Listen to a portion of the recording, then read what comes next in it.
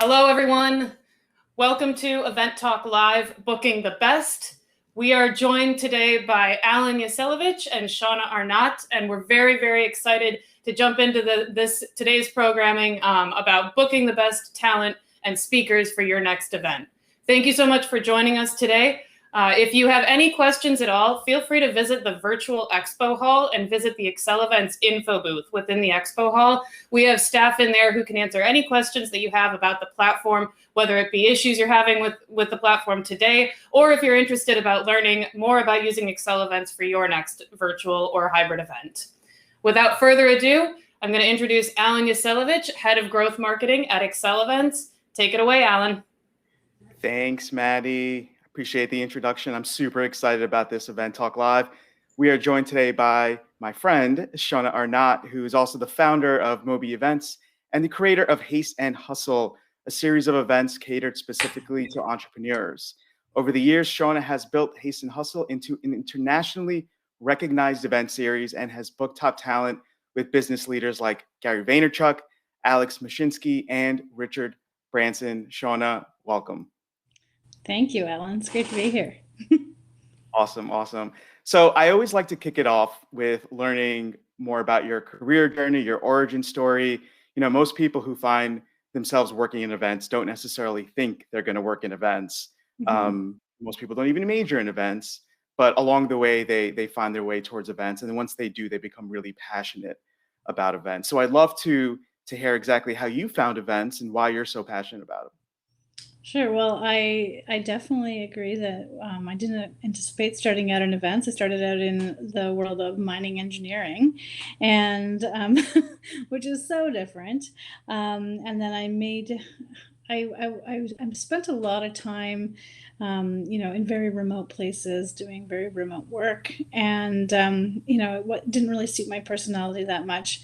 And every year I attended this major conference called PDAC. It's called Prospectors and Developers of Canada, and it's a huge conference. And I remember I was there. I think it was 2010 or 2009. I can't remember exactly what year.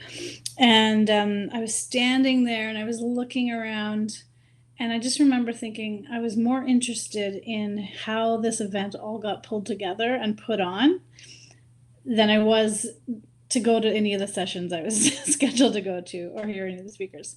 And it was literally like a light bulb moment for me where I was like, oh, I should go into this. Like, I should be planning these sorts of things. And that was in February of that year. And by September, I had enrolled in a postgraduate program at the local college to study event management. And that's where it all started. And then that was a one-year program. That was actually probably harder than my entire previous education. I remember I've never cried so much. But it was great. It was just, they push you really hard. And then they hired me right away.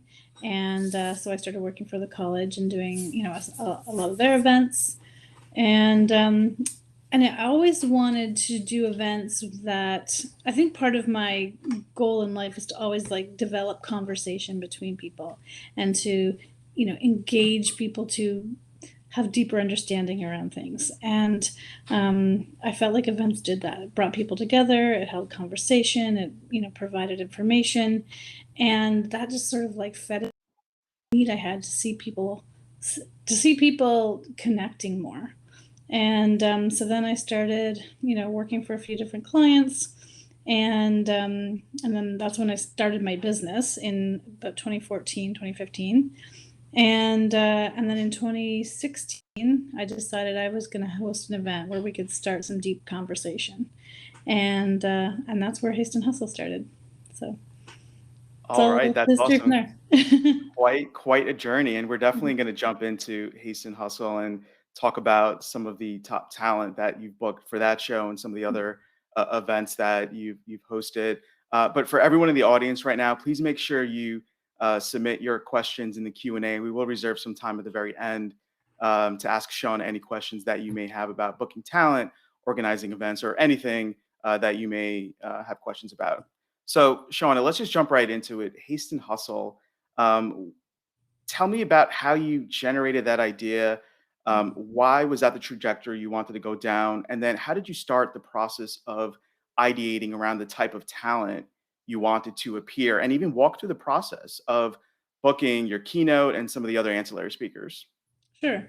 So I booked that event. I'm from the Niagara region in Canada, and for those of you who don't know, that is a wine region, and so that's where ice wine comes from, and a number of other varietals of wine. And it's also a very interesting area in terms of business because it's so close to the American border. So you can cross over at Niagara Falls, and you can cross over at Buffalo, and there's an opportunity zone there, and there's a lot of financial benefits to having your business there. And it's about an hour and a half from Toronto. It's about 30 minutes from Buffalo. 30 minutes from Buffalo, and yet it's the country and it's beautiful. So I remember thinking, like, I want to host an event to draw people to this area, to really help people understand what a great opportunity it is to live and work here, and to grow your business here outside of Toronto. Because I did so much of my business in Toronto, and people would say, "Oh, you're from Niagara," like, and it was almost like I was coming from Timbuktu, like, I just thought, but I'm like, really, it took me no time to get into the city, and yet I got to go home every night to, like, a big yard and on the lake, and quiet, peaceful, safe, all these things that I felt really comfortable with. And so I just, and way less expensive than the city. So I just thought, people need to understand what's here and what the value is to bring a business. All that to say, I wanted to do it. So I thought, I'll do an event here. I'll do a business event. And I'm like, who better to bring here than Gary Vaynerchuk? He's a wine guy. I knew him as a wine guy way before I ever knew him as a business guy. Yep.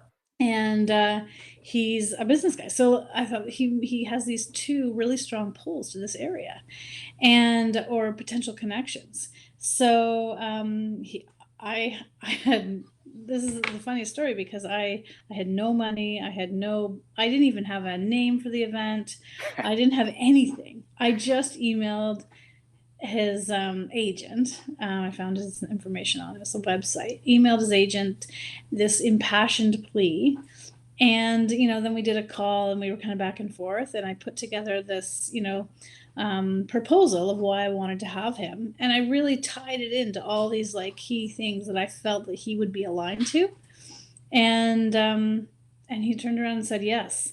And I remember thinking, like, holy smokes, this major speaker. I mean, he's more major now. Yeah. Like, at the time, this was in 2016, but still, he was still big. And Absolutely. I just remember thinking, he's Gary Vee was definitely a well-known name in 2016, for sure. So anyway, and the event was going to be in 2017. So anyway, in that year, he even grew significantly. So it was just like, holy smokes. And I remember, like, I got the contract, and I'm like, okay, I got to find the deposit for this. I don't know where I'm going to find it, because I didn't have it.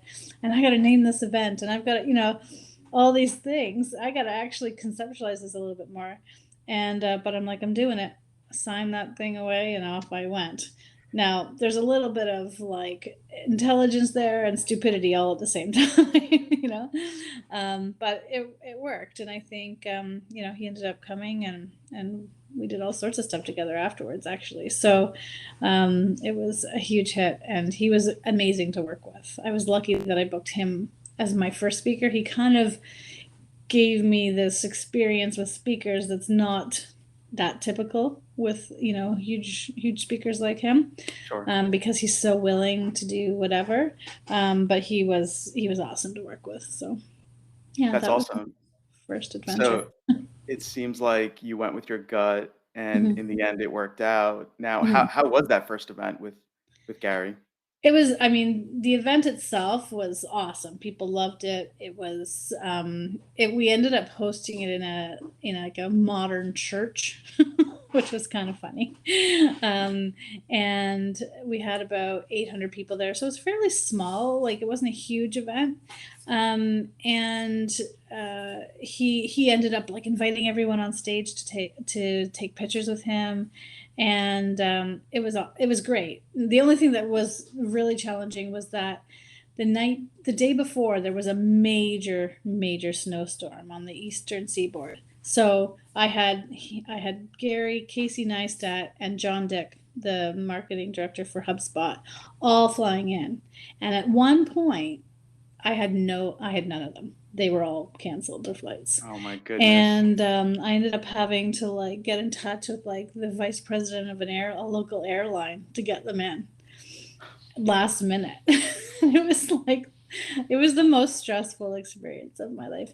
And the event itself was awesome. I ended up like taking a huge financial hit, but the execution was great and people loved it, and it worked out really well in that sense, thanks to my team. Wow, what a remarkable story.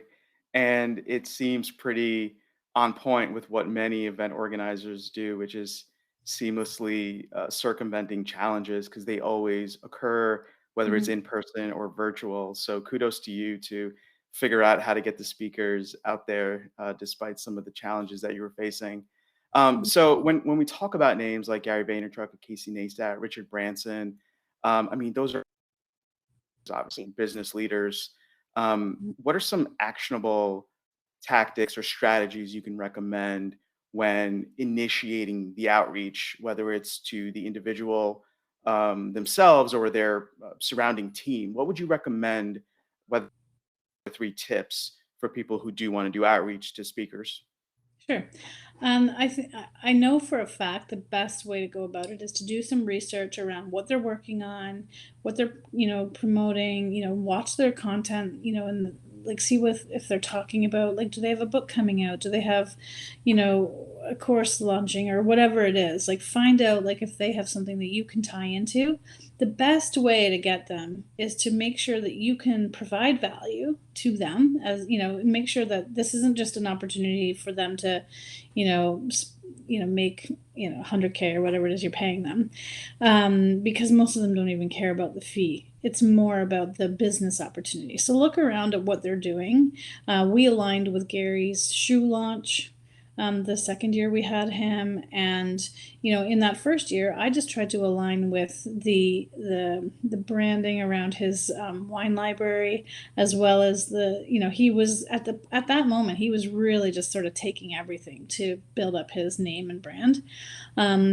So I think finding those alignments and those collaboration opportunities and find the ways that you can provide value to them outside of the fee.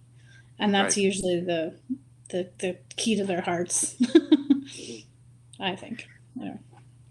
No, that's really interesting because you would assume that when someone is high profile and super busy, that their priority may be getting paid for the speaking event. But I imagine they look at the opportunity much grander, right? If there are Mhm. synergies with their upcoming business goals with the event, then it makes sense for them to make an Yeah. appearance. So, like for people listening right now, don't necessarily think a big name needs to come with a big check, right? Right. There might be synergies with a collaboration, so that's Mhm. important to note as well. So when you work with high profile people, do you feel it's necessary to cater towards them or treat them differently than other speakers, or how do you approach that?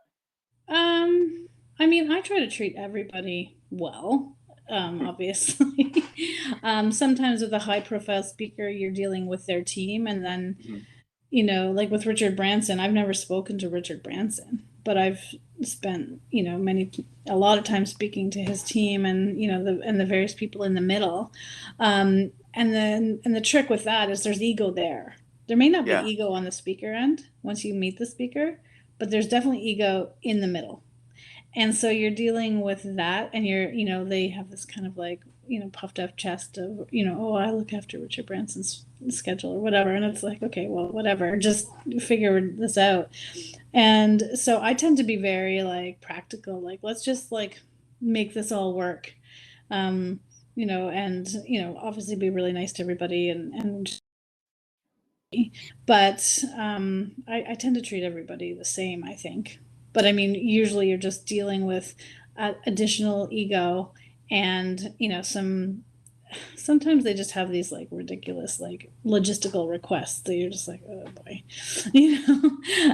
but you just if that's part and parcel with what you're doing, so you just sort of like, okay, that's what you want, that's what we got to do it. So but I also think it's important to always look, and I learned this very early on when I was working for the Niagara Parks Commission, and we were booking pretty big talent for that. And I remember thinking, oh my gosh, these like riders and all these requests that kind of came in.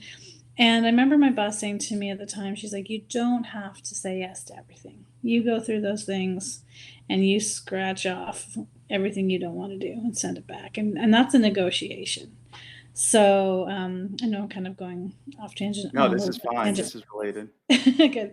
Yeah. So I think it's important to know that just because they put a rider and a request out there doesn't mean you have to say yes. Because they're going to push for, this, everything. And I've seen it where, you get these requests for all sorts of things or accommodations or whatever, and half the time they don't even get used. So I think it's important to really evaluate like what is actually, necessary, required, what's in your budget, and don't let them just sort of walk all over you on that stuff. That's for sure. Right. And, I would love to learn about some of the wacky requests that you've received in the past. You can keep them anonymous or we can take it offline, but I can only imagine the types of requests that you've received in the past. Yeah, nothing too crazy. I mean, I've had ones where it's like, we don't want to have anything. We had one musical act. They didn't want to have anything that made garbage. So everything had to be biodegradable and all their plates had to be china and glassware and all that stuff. So, stuff like that. I think the funniest one for me was like I had to go and get on New Year's Eve. It was like the busiest time in downtown Niagara Falls.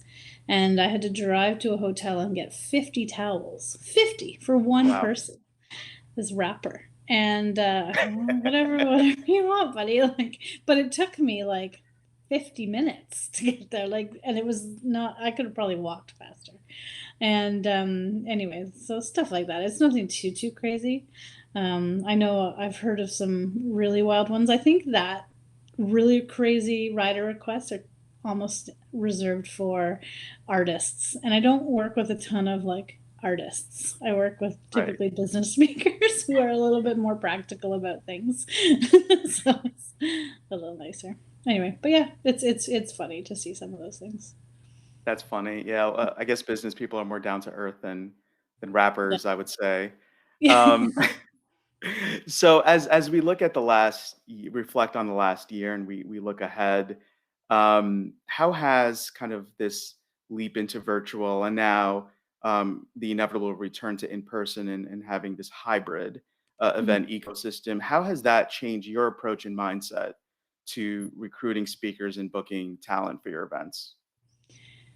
Well, it's definitely different because at the same time, you're still requesting someone's time and energy to put together a presentation and to be thoughtful about their promotion and all those things. So I always try to honor people's, requests for payment, requests for speaker fees, all those sorts of things.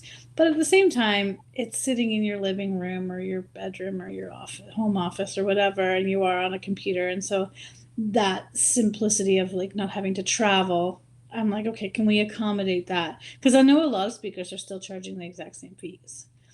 But they also lost a lot of opportunities this year because a lot of the events got canceled. So I try to just sort of, have that conversation with them. Like, okay, you're not traveling, you've lost a lot of business. Can we, negotiate a little bit? But I also do appreciate and respect their work enough to, and I think that's a very important key because I know a lot of event producers will, just assume that this is, they're giving them such a big opportunity. And I know that I'm giving an opportunity to somebody. So it's not like I don't see that value too, but I think it's also important to respect that this is how people, make their living typically, or, especially if they're professional speakers. I mean, with people like Gary Vee or Richard Branson or something, this isn't their livelihood. This is their marketing arm, you know, so it's a little bit different with them. Right. Right. That makes sense. Mm-hmm. So you alluded to this earlier, but in terms of your approach and strategy for reaching out to do you turn to your existing network? Do you turn to LinkedIn? Do you do Google searches, cold calls? Like, where do you even begin when initiating outreach to speakers? I am blessed with an extraordinary network of people, so it's fairly easy. I do get speaker reach outs to me Hmm. every single day, so I Hmm. have a docket a mile long of different speakers, and I do read everybody's profile. I do kind of go through all of them, and I keep them all, and I do get back to some of them in term, to talk to them about speaking. But yeah, if I'm gonna, typically I would start with LinkedIn, or I would talk, or talk to just people within my network. I know a number of different folks that I typically would, go to. But what I do when I'm planning an event, I plan the event first. And I think that's important. A lot of people plan the event around their speaker. Hmm. I plan the event first for my audience. And I plan out, what are our goals? Who do we want to reach? What do we want them to take away from the event, learn? Who do we want them to connect with? How do we want them connecting? All the different questions I'm asking about the event itself. And from there, I go out and I find the speakers that best align with the messaging that I want to provide. And so it's really about understanding who the audience is. And I think that's sort of what sets us apart a little bit, because we're very, very careful about who we put on our stages. And, not everyone is paid to be up there like we do. It is a sort of an opportunity. Some do, some aren't. Like it's a little bit of a mix in how we work it. But at the end of the day, it's all about aligning to provide the best experience for our guests. And I think that's my number one. Yeah, no, it totally makes sense. And just a quick reminder for anyone who does have a question, please log it in the Q&A. We will reserve some time at the end for a little bit of a Q&A. Mhm. So do you have any recommended tips about what not to do when booking speakers, whether it's the process of reaching out to them or when they're on site at what are your events? Like, what are your guardrails? What are things to look out for when you're dealing with high profile people? Sure. I try not to book people too far in advance. I mean, Richard Branson's different because we had him booked for last year and then we got postponed due to COVID. But I try not to book too far in advance because you want to get people who are popular in the time or make sense during the time. And sometimes the messaging does shift up a little bit. Now it's a little bit hard because sometimes people's schedules book up, but you can usually find pretty good speakers within, 6 to 8 months of your event. So don't go too soon. And then I also do a lot of research. I mean, I see Maddie's question here about what channels am I researching, and it ties into what you asked because I think it's also important to do your research. I watch a lot of YouTube videos on my speakers. I like to see, what they look like on stage and how they engage with people. I also like to know that they're going to be willing to do a meet and greet or have, join for a VIP lunch, or that they're willing to kind of do a little bit of promotion for the event. Whatever's within reason, of course. And I also like to know that I kind of look at some of, their comments online, make sure that there's nothing too divisive about anything that they're saying. I did have a speaker one time that I had to release from my event due to some very hateful comments he made in an online Facebook Live, then like one night about 3 days before the event. And that's completely outside of my tolerance. So I phoned him in the morning and said, you're done. So I think it's important to, and I should have kind of, looking back on that, I should have like done a little bit more research into his sort of online persona and what he, so making sure that people do align with, your values is very important. And there's a little bit of research that goes into that. So that's all part of like checking into and doing your research. So that's where LinkedIn comes in handy. But often Facebook and Twitter are very helpful for doing that kind of research, because you can sort of see people's like flippant offhand remarks and comments and responses. No filter. So you get a little bit of a sense of who they are and what they think. Not that you want to always have everyone, completely in some kind of homogenous, thought process. And, I do like having people with different ideas. It's not like I'm prejudiced that way, but you still want to have people who have the same core values as you. Right. And who aren't going to, cause a stir, Yeah. So, or hurt people's feelings or be divisive in any way. So I think that's something I find to be very important. I mean, other event planners might not, but I'm very careful that way. Yeah, and that actually goes hand in hand with a question from Jennifer Best. Right. She Yes. asked, what personality traits do you look for in a speaker before you choose them, or is it more about name recognition? I imagine it's not only about name recognition. Yeah, right? I can actually elaborate on that. I mean, I with my events, I always try to find at least one or two like headliners with a big brand of some sort, who still have, who are still great speakers. Like I actually looked at having Elon Musk over Richard Branson. And then the man that I work with to book all my speakers, Steve Sims, he sort of recommended to me, he's like, Elon Musk is amazing and I think he's incredible, but he's not the greatest speaker because he's Right. a little bit awkward, and he doesn't do any kind of meet and greets, and he's not a huge people person. So you want to find people who who have great stage presence, who are entertaining but also very informative and inspirational. Those are the things I look for, and who can just sort of really get out there and give a great talk, but who will also do some of the extras, like I said, like the meet and greets or the a book signing or some kind of post engagement. Richard Branson for us is doing a private dinner. And then also what was I going to say? And then so that's sort of like for all your speakers. You want to have, like I say, I kind of usually just choose one or two big names, and then the rest of my speakers I find, within my network, and I just do a ton of research and make sure that whatever they're teaching or training on or speaking on is something that they're an expert in, an actual expert, because people say they're experts all the time and they're not. So I make sure they're actually really knowledgeable about their subject, their great stage presence, and again, that they're willing to help promote a little bit. If they have a list, will they send it out? Will they do a promo code? Some of those things. And will they sit down for a VIP lunch? Will they kind of engage throughout the day a little bit? Those are all very important things to me, because I really, the events that I plan, because they're my own events typically, they're important to me, and the guest experience is very important to me. So I try to impart that same thing, or I don't know, I try to impart that onto the speakers and engage them in that. And so I think that's where I try to, those are the things I look for. Anyway. Got it. Awesome.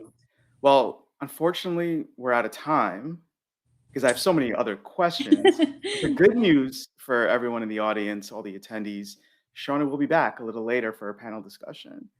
But for everyone else, can you just let people know where's the best place to find you these days? Sure. So I'm on LinkedIn at Shauna Arnott. You can go to my website, mobi.events, or hasteandhustle.com. There's links there, and Shauna Arnott on Instagram and Facebook and all those places. It's pretty easy to Google. Absolutely. Yeah. Well, once again, thanks for joining me today. It truly was a pleasure. My name is Yesilevich, Head of Marketing at Growth at Accelevents. For everyone else, please stay tuned. We're going to have some exciting games and trivia. Don't need to go anywhere. You will get transferred there automatically. Thanks, everyone. Thanks so much, Alan. Bye.